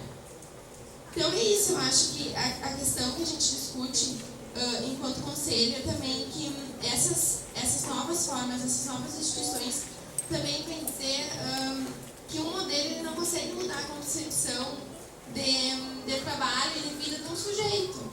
Que aí entra o que a gente falava de manhã, tem esse Estado é composto por pessoas. Essas pessoas, claro, além da reforma, mas enfim, como que é essa ação, né? Então acho que todas essas questões para a gente pensar. Acho que a gente pode fazer uma rodada. Se alguém tem alguma questão.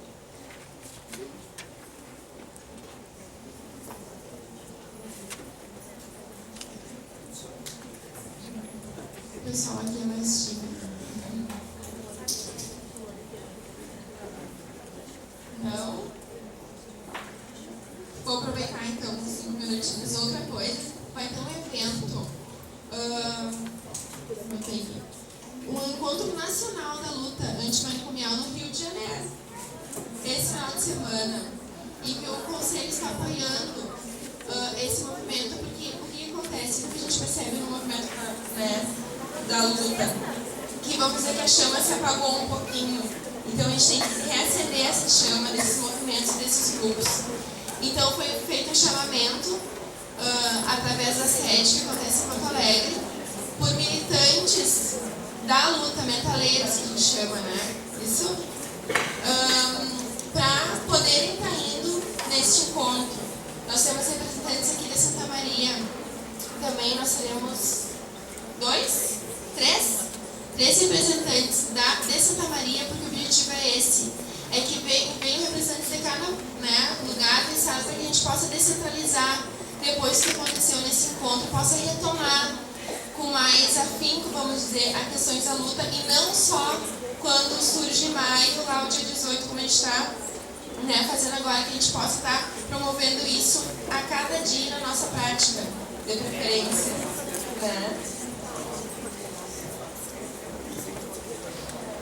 Não sei se vocês querem colocar alguma coisa disso também.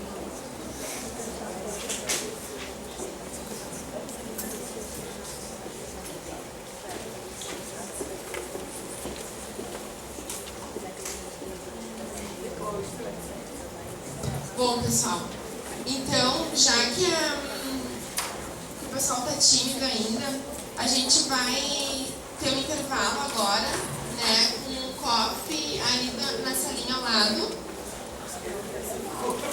Eu acho que é pressa do coffee, deve ser.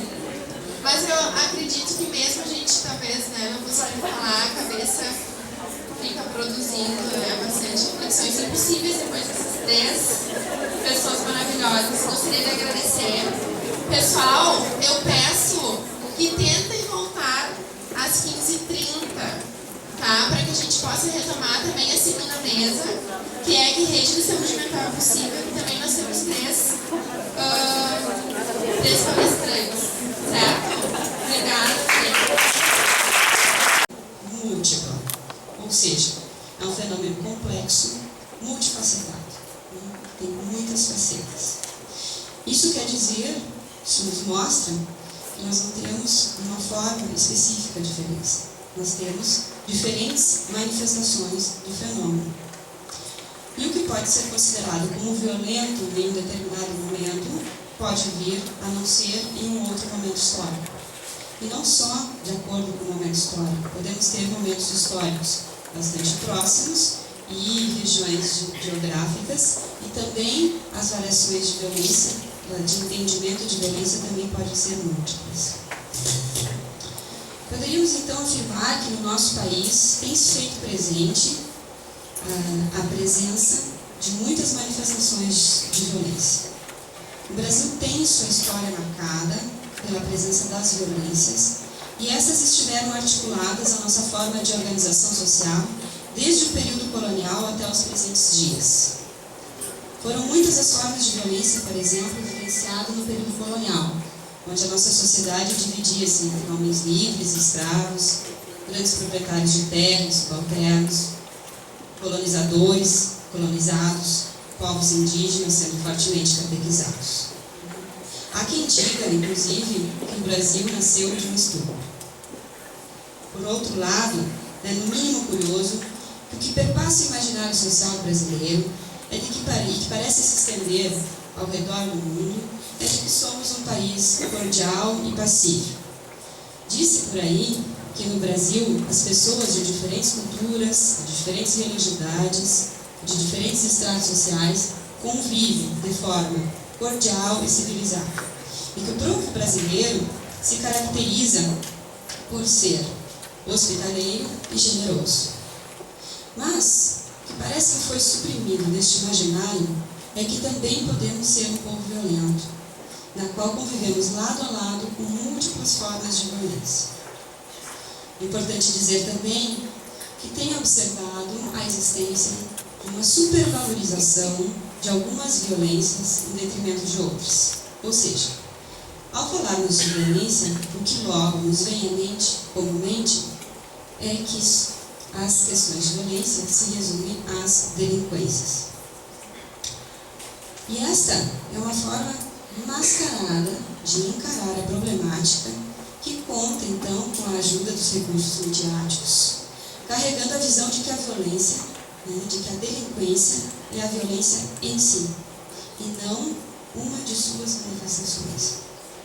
Quando elegemos então a delinquência como a forma mais preocupante de violência, estamos, de certa forma, naturalizando e minimizando as suas outras manifestações. Assim, tudo passa por uma questão de segurança pública e repressão policial. Nesse sentido, passamos a construir socialmente um aparato que, de maneira leve, invisível, mas altamente capacitado, desconsidera os atravessamentos históricos como fundamentais, na questão do fenômeno das violências no Brasil.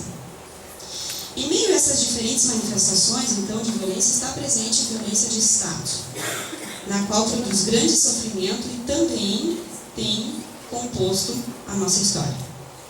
E esta parece realmente ser um fantasma que nos assombra em todas as suas qualidades.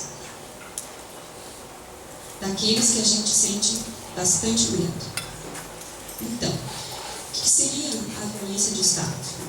A violência de Estado, em geral, é entendida como sendo aquela cometida com os aparatos legais para, através destes, manter sob domínio um grupo ou uma comunidade.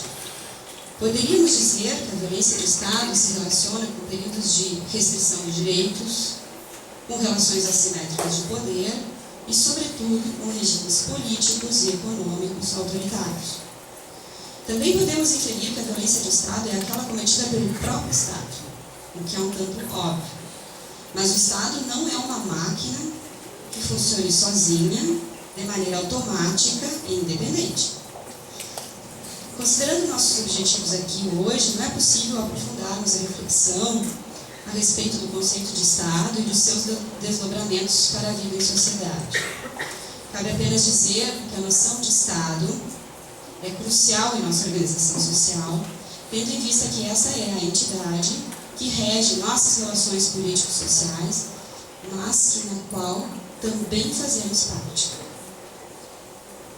Ousaria dizer, então, que essa forma de violência, que é chamada de violência de Estado, fez-se presente em nosso país em distintos momentos de nossa história. como o regime político da República Velha, que é de 1889 a 1930, período inicialmente também dominado pelos militares e posteriormente pelos presidentes de Estado, mas que foi também marcado por uma política liberal democrática excludente. Então, os fatos históricos e os momentos políticos apontam para a existência marcante de violências desde o momento em que Pedro Álvares Cabral chega ao Brasil.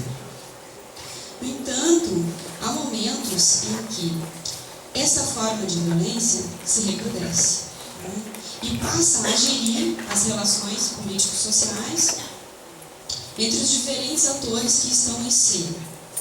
Talvez no Brasil seja, de fato, né, no momento em que isso se evidencia, seja de fato, mais recentemente, o período da ditadura civil-militar, instaurado em 1964. Período ainda obscuro em nossa trajetória. São muitas as tentativas, oriundas de diversas fontes, de tentar suprimir da nossa memória os registros daqueles que sofreram literalmente na pele o autoritarismo e a violência legitimada pela lei. Isso se dá pelo fato de que pode ser interessante para alguns segmentos da nossa sociedade que se mantenha mesmo silenciada as atrocidades cometidas neste momento. Não é por acaso que muito recentemente é que temos tido a coragem de retomar esse tema e conseguido falar um pouco mais sobre isso. Posso estar enganada, mas penso que o golpe civil-militar e a sua repercussão na vida do cotidiano das pessoas, na vida do cotidiano brasileiro, não é parte crucial da educação nas escolas do país. Vale ressaltar que as tentativas de silenciamento têm enfrentado resistência. E, neste momento, muitas ações vêm sendo articuladas para encarar essa parte de nosso passado que se mantém viva nas práticas atuais. Podemos citar aqui, né, a apresentação que a gente acabou de ver, essa é uma forma de seguir falando.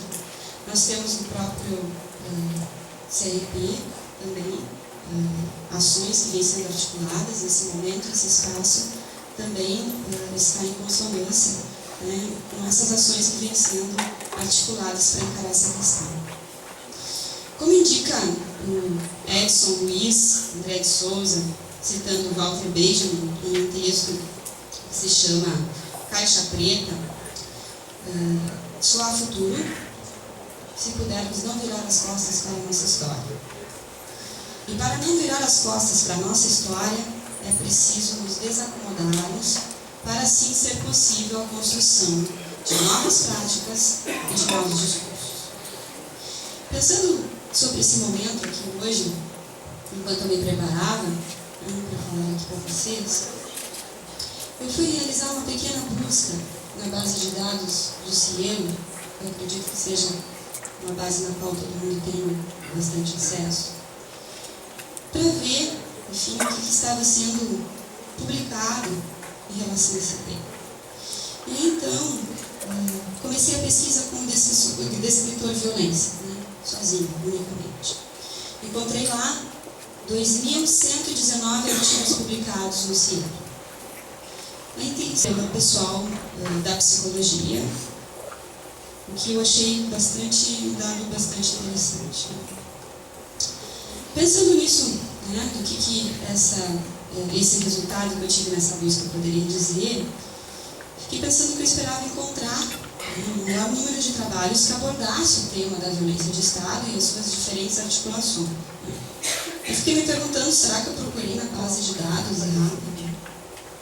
Será que os descritores é que então foram equivocados? Será que este não é um tema na qual sejam produzidas pesquisas acadêmicas? De fato, não sei.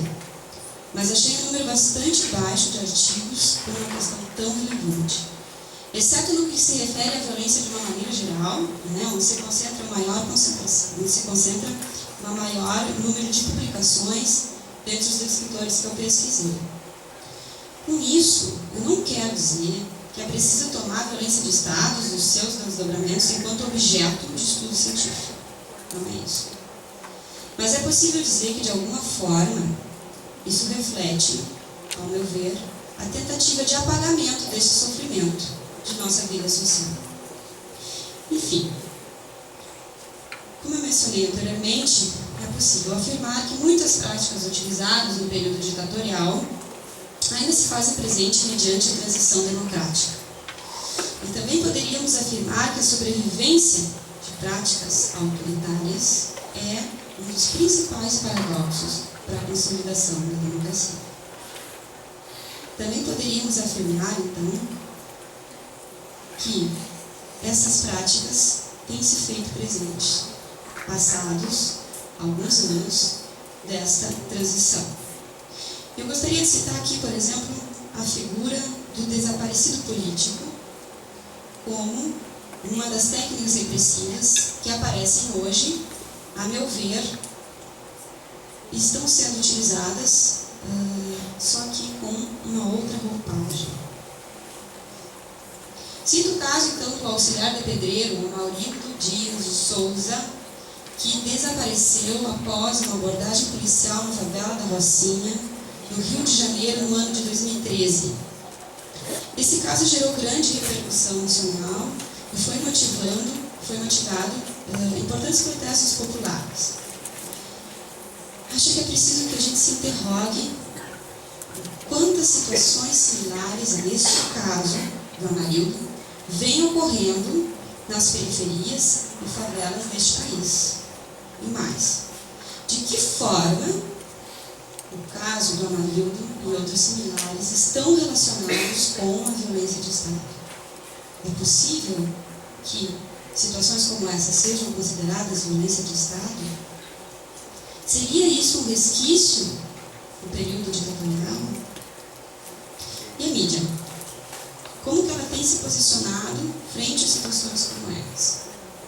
Vou deixar aqui no ar essas interrogações para quem sabe logo mais a gente possa debatê-las. Outro ponto que eu gostaria de levantar é em relação aos discursos da segurança pública. Penso que esses discursos ainda estão profundamente influenciados pela famosa doutrina de segurança nacional vigentes nas décadas de 60 e 70 neste país. Naquele período, de ditadura civil-militar, o inimigo, a figura do inimigo, se concentrava no subversivo. Poderíamos dizer que hoje o inimigo passa a ser outro. O inimigo é aquele proveniente das camadas mais pauperizadas de nossa população. Ou seja, são todos aqueles que os mantenedores da ordem consideram suspeitos e que devem ser vigiados e eliminados pelo bem da nação. Neste caso, a eliminação não seria pela superação da desigualdade e da pobreza, mas sim pelo seu extermínio.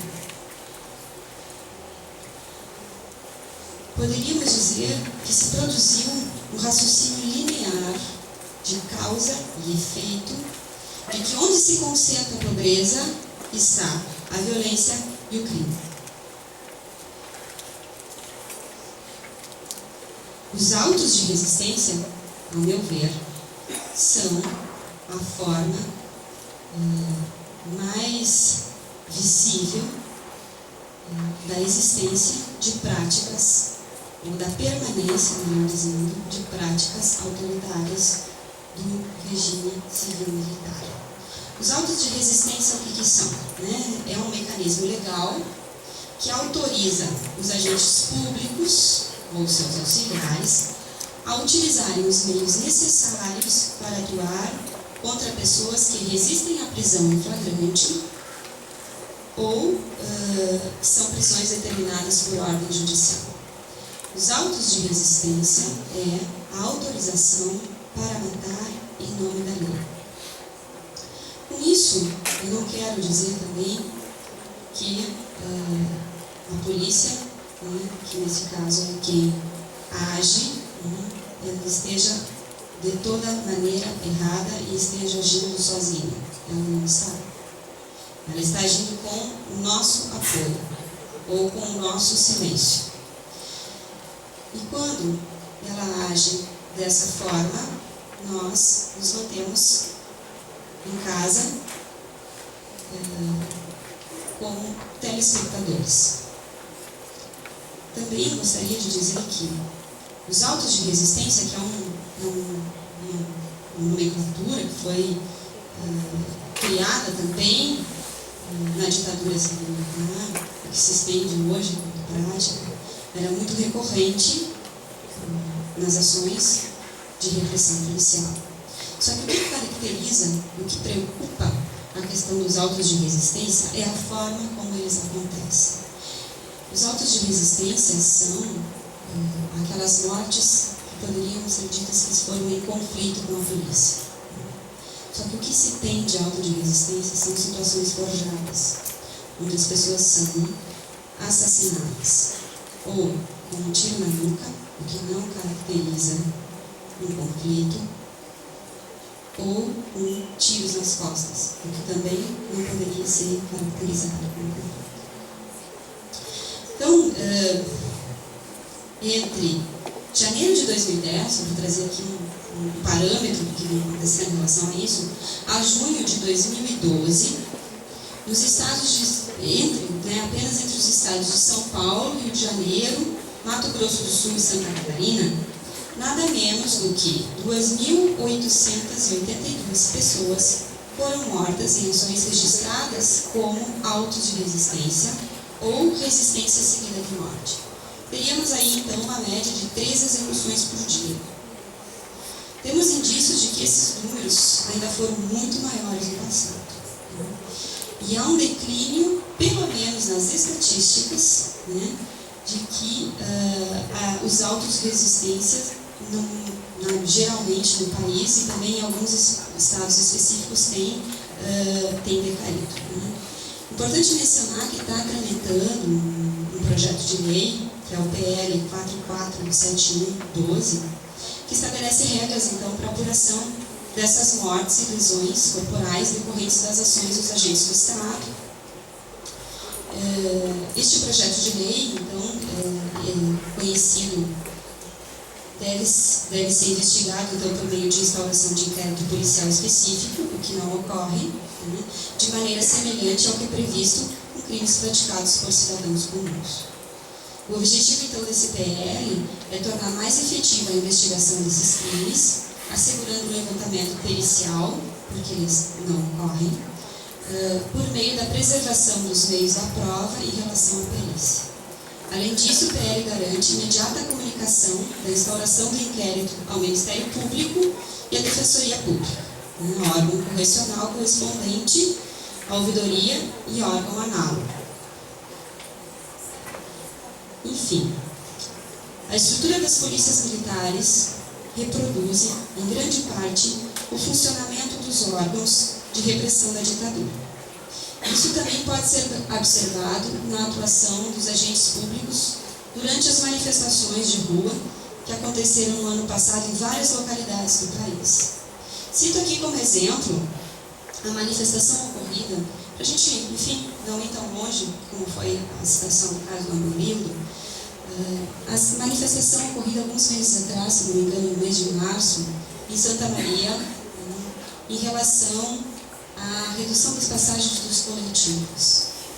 Na Avenida Rio Branco, nós vivenciamos, eu digo nós, eu não estava lá, mas eu digo, as pessoas que estavam lá vivenciaram essa repressão e as marcas puderam ser vistas para quem tivesse a fim de ver. Outro ponto, então, é esse que nós não poderíamos deixar de fora, mas penso que é um ponto merecedor de um debate exclusivo, que é a trajetória dos movimentos sociais e a forma como nós vamos lidando com essa questão. Os movimentos sociais têm sido alvo recorrente da repressão do Estado, seja através da deslegitimação dos movimentos que são nomeados de baderneiros, vândalos, arruaceiros, ou através do braço de força da polícia. O que tem suscitado o debate a respeito da presença de forças ostensivas em manifestações sociais, considerando então a frequente a presença frequente de conflitos violentos entre policiais e manifestantes. Para finalizar nossa discussão, é importante nos questionarmos sobre os entendimentos que vêm sendo produzidos a respeito das violências. Através de um levantamento bibliográfico a respeito da violência e do crime, constata que existem várias perspectivas teóricas, que tentam dar conta então dessa problemática, no que se refere ao seu entendimento e às suas possíveis soluções. Alguns vão defender que as causas da violência, por exemplo, são de ordem biológica ou de ações individuais. Outros vão explicar o fenômeno a partir de fatores psíquicos. E há ainda os que buscam as causas das violências nas condições sociais. Assim, nós poderíamos dizer que nós temos 3 grandes tendências para o entendimento da questão das violências. Uma de ordem biológica, uma de ordem psicológica e outra de ordem social. Considerando essas 3 tendências que eu mencionei agora, como é que seria possível pensar a violência de Estado?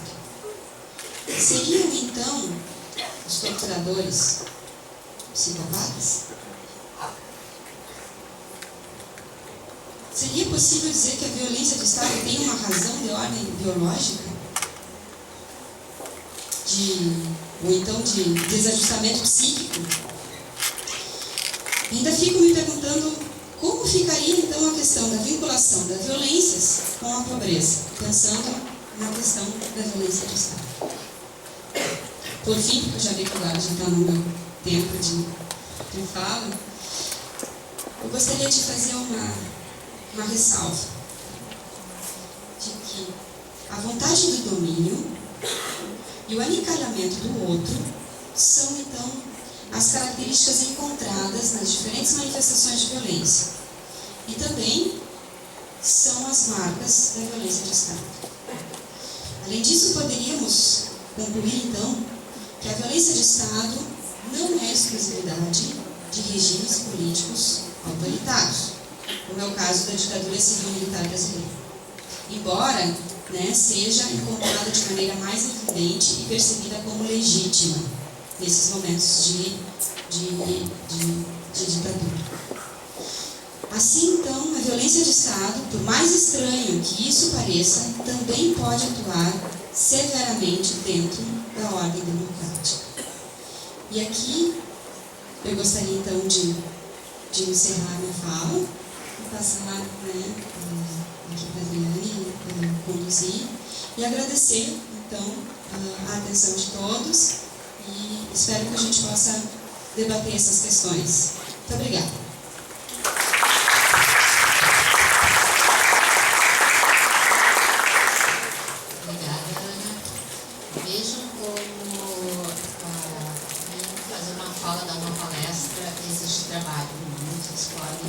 Perceber pela fala da Ana o tempo que ela deve ter levado para fazer essa construção de raciocínio. Um dia vocês também, quem sabe, estarão aqui dando uma palestra para o CRP.